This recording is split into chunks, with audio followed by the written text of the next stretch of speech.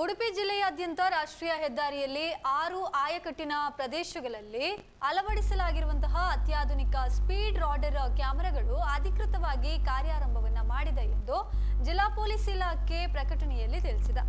ಈ ಕ್ಯಾಮೆರಾಗಳ ಮೂಲಕ ಸಂಚಾರ ನಿಯಮ ಉಲ್ಲಂಘಿಸುವ ವಾಹನ ಸವಾರರನ್ನ ಜಿಲ್ಲಾ ಪೊಲೀಸ್ ನಿಯಂತ್ರಣ ಕೊಠಡಿಯಿಂದಲೇ ಮಾನಿಟರ್ ಮಾಡಿ ದಂಡದ ಚಲನ್ಗಳನ್ನು ವಾಹನ ಮಾಲೀಕರ ಮನೆಗೆ ಪೋಸ್ಟ್ ಮೂಲಕ ಕಳುಹಿಸಲಾಗುತ್ತದೆ ಎಂದು ಜಿಲ್ಲಾ ಪೊಲೀಸ್ ವರಿಷ್ಠಾಧಿಕಾರಿ ಹರಿರಾಮ್ ಶಂಕರ್ ತಿಳಿಸಿದ್ದಾರೆ.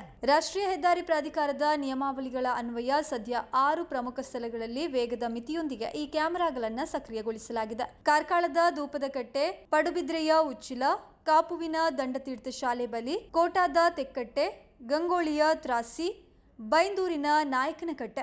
ಈ ಹೈಟೆಕ್ ರಾಡರ್ ಕ್ಯಾಮೆರಾಗಳು ಕೇವಲ ಅತಿ ವೇಗದ ಚಾಲನೆ ಮಾತ್ರ ಅಲ್ಲದೆ ಬೈಕ್ನಲ್ಲಿ ಟ್ರಿಪಲ್ ರೈಡಿಂಗ್, ಸೀಟ್ ಬೆಲ್ಟ್ ಧರಿಸದೇ ಇರುವಂಥದ್ದು, ಹೆಲ್ಮೆಟ್ ರಹಿತ ಚಾಲನೆ, ಡ್ರೈವಿಂಗ್ ವೇಳೆ ಮೊಬೈಲ್ ಬಳಕೆ ಹಾಗೂ ತಪ್ಪು ದಿಕ್ಕಿನಲ್ಲಿ ಚಾಲನೆ ಮಾಡುವುದನ್ನು ನಿಖರವಾಗಿ ಪತ್ತೆ ಹಚ್ಚಲಿವೆ. ಇನ್ನು ಕ್ಯಾಮೆರಾ ಸಿಸಿಟಿವಿ ದೃಶ್ಯಾವಳಿಗಳನ್ನು ಪರಿಶೀಲಿಸಿ ಸಿದ್ಧಪಡಿಸಲಾಗುವ ಚಲನ್ಗಳು ಅಂಚೆ ಮೂಲಕ ಮನೆಗೆ ತಲುಪಲಿದೆ.